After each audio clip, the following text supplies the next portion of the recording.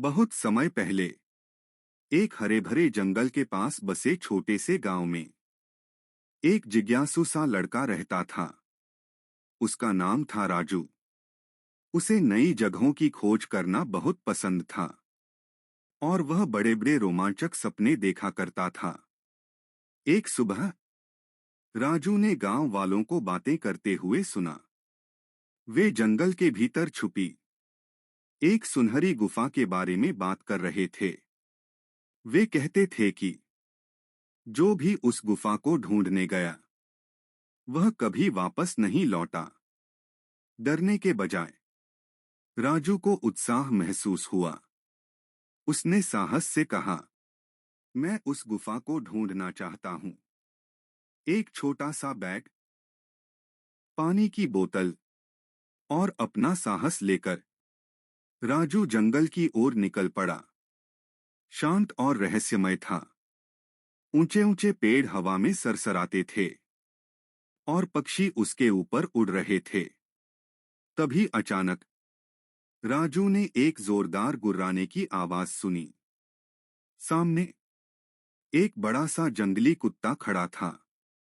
राजू का दिल तेज तेज धड़कने लगा। लेकिन तभी उसे अपने दादाजी की बातें याद आईं। साहस का मतलब है डर लगने पर भी आगे बढ़ते रहना। राजू ने गहरी सांस ली।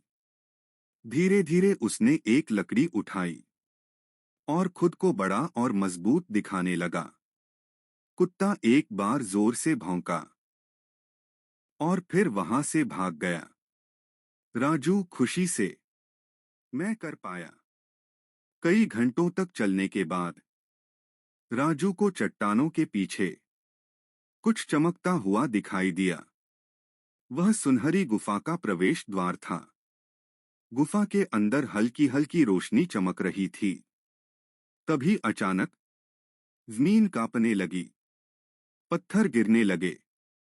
राजू तेजी से दौड़ा और एक संकरा रास्ता ढूंढ लिया जो बाहर की ओर जा रहा था। गुफा के आखिर में उसे एक छोटा सा सुनहरा डिब्बा मिला।